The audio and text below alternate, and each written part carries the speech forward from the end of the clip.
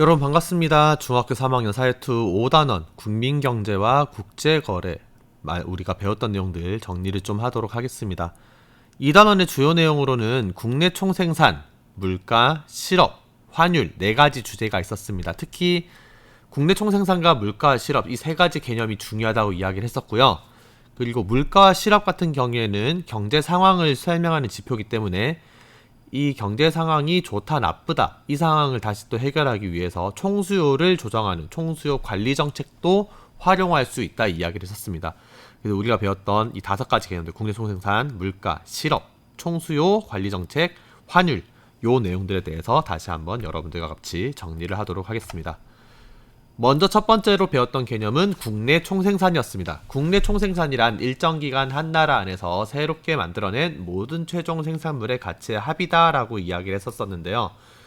GDP, 국내 총생산이 중요한 이유는 국내 총생산의 크기가 일반적으로 그 국가의 경제 수준을 결정하기 때문이고 그 경제 수준이 곧 그 나라의 경제력을 설명하기 때문이다라고 이해를 할 수 있습니다. 근데 일반적으로 우리가 국내 총생산이라는 게 생산한 가치의 합이다라고 이해할 수 있겠지만 사실은 소비의 크기로도 국내 총생산 GDP를 확인할 수 있고요. 분배의 측면에서도 국내 총생산 GDP를 확인할 수가 있습니다. 그 이유는 우리가 3단원에서 배웠던 내용들 생산과 소비, 분배 3가지 개념이 함께 물려서 돌아간다라는 개념 때문에 그런 것이고요.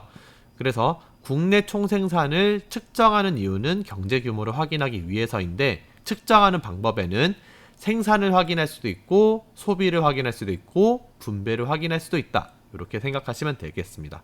일반적으로는 생산과 소비 부분을 많이 보고 있습니다. 다음으로 국내 총생산 개념의 한계에 대해서 한번 확인해 볼게요.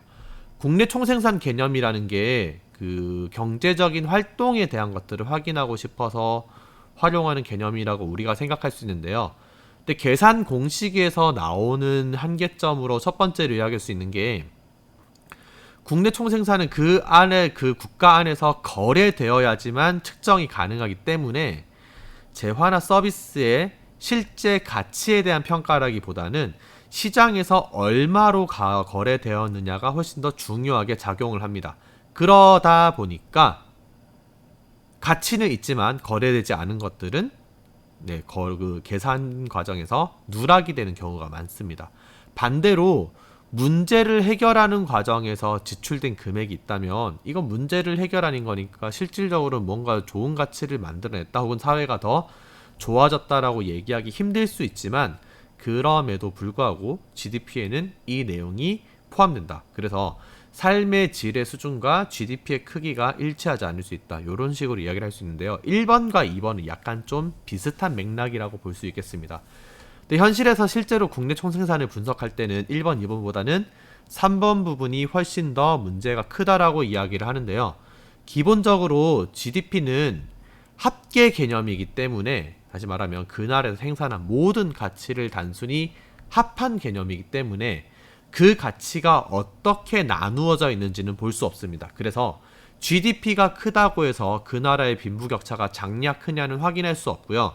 빈부격차가 보통 그 나라의 생활 수준을 직접적으로 결정하기 때문에 GDP가 작다 크다만 가지고 그 나라의 빈부격차가 크다 작다 혹은 생활 수준이 어떻게 된다 이런 부분은 확인하기 어렵습니다. 이 부분을 첫 번째로 확인하셨으면 좋겠습니다. 다음으로 물가 이야기를 좀 해볼게요. 물가란 우리 교과서에서는 시장에서 거래되는 상품들의 가격을 종합해서 평균한 값이다 라고 이야기를 하고 있는데요. 쉽게 이야기하면은 상품의 평균적인 가격 수준이라고 볼 수 있겠습니다. 2가지 단어가 중요한데요. 첫 번째는 평균적. 그래서 특정 상품만 보는 게 아니고 대부분의 상품을 판단한다. 이렇게 보면 되겠고요. 두 번째는 수준입니다. 그래서 물가가 얼마다라고 이야기하지 않고요. 수준이니까 물가가 높다 혹은 물가가 낮다 보통 이렇게 표현을 합니다.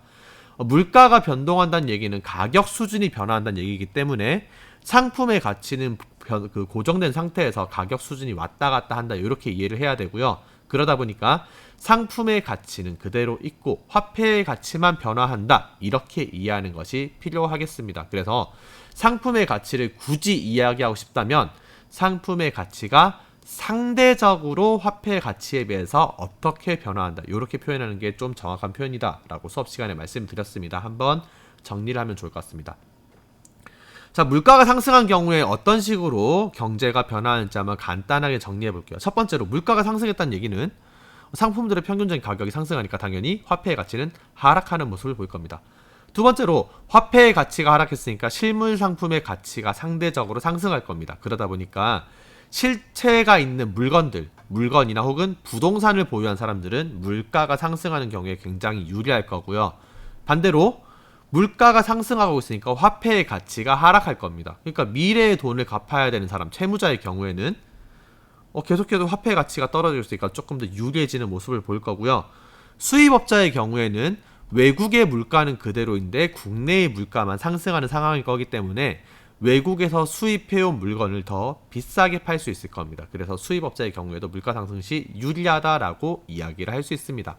반대로 물가가 하락한 경우에는 화폐의 가치가 상승하는 상황이기 때문에 실물 상품의 가치가 상대적으로 하락한다라고 이야기를 할 수 있을 겁니다. 그래서 물가 상승과는 거꾸로 현금을 보유한 사람이 유리할 거고요. 두 번째, 돈을 미래에 받아야 되는 채권자가 유리할 겁니다. 그리고 외국의 물건을 팔아서 똑같은 가격으로 받아올 수 있기 때문에 수출업자의 경우에는 조금 더 유리한 모습을 보일 수 있겠습니다. 그리고 돈을 받아야 될, 정해진 돈을 받아야 될 봉급 생활자, 그러니까 회사원들이겠죠. 회사원들이나 연금 생활자, 그러니까 연금도 정해진 돈을 받는 거니까요. 회사원이나 연금 생활자의 경우에는 물가가 하락한 경우에 조금 더 유리한 모습을 보인다라고 정리할 수 있겠습니다. 다음으로 실업입니다. 실업은 일할 능력이 있고 의사도 있으나 일자리가 없어서 일을 못하는 상태다라고 이야기를 했는데요. 요 세 가지 개념 때문에 실업률 개념에서 조금 난감한 경우가 생긴다라고 수업 시간에 말씀을 드렸습니다. 여러분들에게 나눠드렸던 학습지에도 그 내용이 있으니까요. 실업이란 개념이 실업률을 실제 상황보다 높게 보여주는지 낮게 보여주는지 이 부분에 대해서 고민을 많이 해보셨으면 좋겠습니다. 교과서에서는 실업의 유형으로 경기적, 구조적, 계절적, 마찰적 실업 요 네 가지를 이야기를 하고 있는데요. 특히 경제에서는 경기적 실업을 굉장히 중요하게 다루고 있습니다. 그래서 우리도 경기적 실업 개념을 조금 더 잘 봤으면 좋겠습니다. 다음으로 총수요 관리 정책에 대한 이야기를 좀 해볼 건데요. 총수요 관리 정책을 쉽게 얘기하면은 총수요를 조절해서 산출량, GDP 혹은 물가 수준을 바꾸겠다라고 생각하면 됩니다. 대전제 우리가 수업 시간에 많이 얘기했던 게 있었어요. 물가는 높은 것보단 그대로인 게 좋다. 그리고 GDP는 높은 것이 좋다. 이렇게 이야기를 했었는데요. 왼쪽 아래에 보이는 총공급과 총수요의 관계를 보면 총공급은 우리가 고정을 시키기로 했었습니다. 중학교 수준에서는 총공급을 움직이는 경우는 없다고 이야기를 했었어요. 그러면 총수요를 움직였을 때는 결과가 둘 중 하나입니다.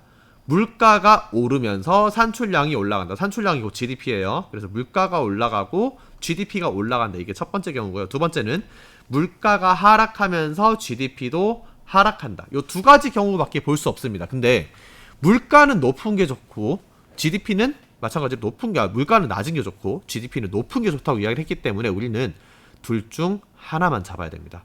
자, 그래 첫 번째, 물가 수준을 조정한다. 물가를 낮추는 게 목표의 경우에는 총수요를 감소시켜서 물가를 낮추면서 어느 정도의 GDP 감소를 참아야 된다. 받아들여야 된다. 이렇게 이야기를 했었고요. 총수요를 감소시켰을 때는 물가나 산출량이 하락할 수 있는데 총수요를 감소시키는 방법은 중앙은행이 이자율을 상승시켜서 투자 지출을 줄이는 방법이 첫 번째. 두 번째, 정부가 재정 지출을 감소시켜서 총수요를 줄이는 방법. 이 두 가지를 선택할 수 있다. 이야기를 했었습니다. 다음으로 GDP를 증가시키는 게 목표의 경우에는 총수요를 증가시켜야 되고요. 총수요를 증가시키는 과정에서 GDP가 상승하긴 하지만 물가도 상승할 수밖에 없다. 이 부분은 참아내야 된다. 이런 이야기를 했었습니다. 구체적으로 총수요를 증가시키는 방법. 첫 번째, 중앙은행이 이자율을 하락시켜서 투자 지출을 늘리는 경우. 두 번째, 정부가 재정 지출을 증가시켜서 총수요를 늘리는 경우. 이렇게 두 가지로 이야기를 할 수 있다 했었습니다. 교과서에서 직접적으로 나오고 있지는 않지만 우리는 보통 총수요의 구성 주체를 가계와 기업, 마지막으로 정부, 세 친구라고 이야기를 하는데요. 특별한 경우에는 여기에 해외도 들어가긴 하지만 해외에 대한 이야기는 하지 않도록 하겠습니다. 자, 가계의 경우에는 소비 지출의 주인공이다라고 이야기를 했었습니다. 이 소비 지출은 가계의 소비 성향 크기가 결정한다고 이야기를 했는데요.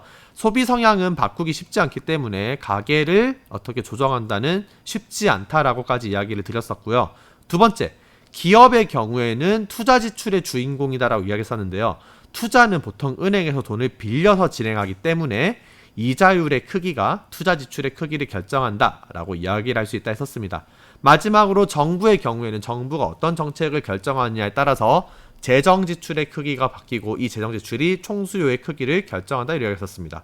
그래서 총수요를 정책적으로 총수요를 조정한다면 첫 번째, 중앙은행이 이자율을 조정한다. 두 번째, 정부가 재정 지출을 결정한다. 요 두 가지를 이야기할 수 있다 했었고요. 그래서 중앙은행과 정부가 물가를 낮추고 싶을 때 혹은 GDP를 증가시키고 싶을 때 어떤 정책을 펼 수 있을지를 함께 정리를 했으면 좋겠다라고 말씀을 드렸습니다. 이 부분은 어떻게 보면 조금 복잡할 수도 있지만 우리가 배우는 5단원의 핵심적인 내용이므로 반드시 정리를 하셨으면 좋겠습니다. 다음으로 환율 보겠습니다. 환율은 자국 화폐와 외국 화폐 간의 교환 비율이다라고 이야기를 했었는데요. 환율이 상승하는 경우에는 외화의 수요가 증가하거나 혹은 공급이 감소하는 경우, 우리는 지금 환율에서 외환의 달러만 보고 있으니까요. 달러의 가격이 상승한다. 이렇게 정리를 할 수 있다 이야기를 했었고요. 두 번째로 환율이 하락하는 경우에는 외화의 수요가 감소하거나 혹은 외화의 공급이 증가하거나 이 경우에는 달러의 가격이 하락한다라고 이야기를 했었습니다. 환율을 이해하기 어려운 경우에는 이 부분을 조금 신경을 써달라고 말씀을 드렸었어요. 달러가 상품과 동일하다. 그래서 상품의 가격도 수요 공급에서 정해지듯이 외환, 달러의 가격도 수요 공급의 원리로 정해진다. 이 얘기를 꼭 정리를 한 번 더 해주셨으면 좋겠습니다. 다음으로 환율이 어떻게 변화하는지 그리고 환율의 변화에 따라서 경제적인 상황이 어떻게 변화하는지를 정리를 해볼 건데요. 외환 수요의 변동 요인, 이거는 그러니까 어떻게 하면 증가하느냐 감소하느냐인데요. 첫 번째, 수입품에 대한 대금을 결제할 경우에는 대금 결제는 무조건 외국 화폐, 우리가 배운 대로 하면 달러로 해야겠죠. 그럼 달러를 구해 와야 되니까 수요가 바뀐다. 두 번째로 해외 여행을 간다. 여행을 나갈 거면 내 손에 달러가 있어야 되니까 달러를 사와야 되고 그러니까 달러의 수요가 증가하는 거고요. 유학을 간다. 유학비는 달러로 내야 되니까 역시 마찬가지로 달러의 수요가 증가할 거고요. 투자를 하기 위해서는 원화가 아닌 달러를 가지고 투자를 해야 되니까 수요가 증가할 수밖에 없다. 반대로 지금 있는 이 내용들이 감소할 경우에 수요가 감소한다. 이렇게 정리를 할 수 있다. 이야기를 했었습니다. 반대로 외환 공급의 변동 요인을 보면 첫 번째로 수출품의 대금을 외국인이 결제하기 위해서는 원화로 돈을 바꿔야 되고요. 그러면 당연히 달러의 공급이 증가한다. 이렇게 정리할 수 있고요. 외국인이 국내로 여행하면 외국인의 손에는 원화가 들려 있어야 되기 때문에 달러를 우리나라에서 팔고 그걸로 원화를 사서 여행이나 유학을 가야 된다. 그래서 달러의 공급이 증가한다라고 이야기를 했습니다. 다음으로 외국인이 국내에 투자하기 위해서는 원화로 투자를 해야 되니까 달러를 우리나라에 팔고 원화를 가지고 투자를 한다. 그렇기 때문에 이 경우에는 증가할 경우에는 공급이 증가하는 모습을 반대로 감소할 때는 공급이 감소하는 모습을 보인다라고 말씀을 드렸습니다. 마지막으로 환율이 상승하거나 하락할 때 경제적으로 어떤 효과가 오는지 정리를 해볼 건데요. 외화의 수요가 증가하거나 공급이 감소할 때는 외화의 가격, 환율이 상승한다라고 말씀을 드렸습니다. 환율이 상승하게 되면 수입품의 가격이 상승하고 수출품의 해외 가격이 하락할 수밖에 없다라고 말씀드렸습니다. 이 부분 반드시 글자로 적어가면서 공부를 하셔야 됩니다. 밑에 있는 해외여행이나 유학의 비용 증가, 국내 여행 유학비용 감소, 외채 상환 부담 증가, 수입 원자재 가격 상승 모두 다 마찬가지입니다. 환율 상승이나 환율 하락에 대한 내용은 반드시 눈으로 보고 익히시지 말고요.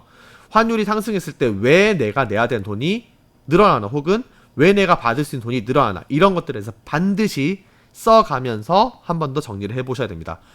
환율이 하락하는 경우에는 수요가 증가하거나 공급이 감소하는 경우다.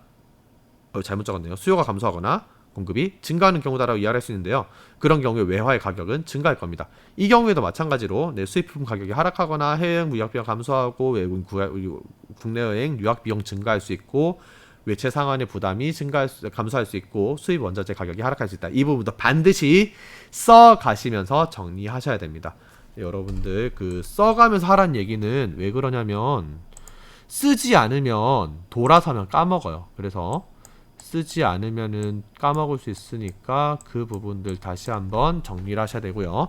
정말 미안하고 죄송하고 안타깝지만 여기 세 가지 제가 편집하다가 이 부분을 수정하지 않은 것 같아요.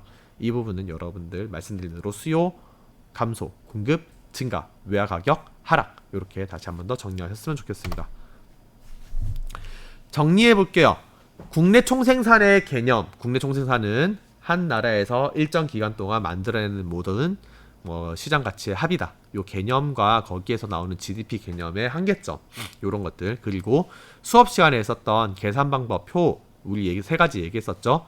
최종 생산물의 가치에서 중간재 빼는 거, 부가가치 가치의 합, 아니면은 소비한 모든 소비재 가치의 합, 요런 것들 가지고 GDP 계산하는 거 한번 더 연습하시면 좋을 것 같고요. 물가와 그 환율 같은 경우에는 유불리, 요것들을 가지고 이야기를 많이 할 수 있다 했었습니다. 그리고 실업 같은 경우에는 실업의 유형과 개념, 그리고 5번에 나와 있는 총수요 관리 정책은 굉장히 중요한 개념이니까 다시 한번 더 꼭 정리했으면 좋겠습니다. 중앙은행과 그 정부의 역할이 중요하니까요. 그 부분 정리를 한번 더 해보셨으면 좋겠습니다.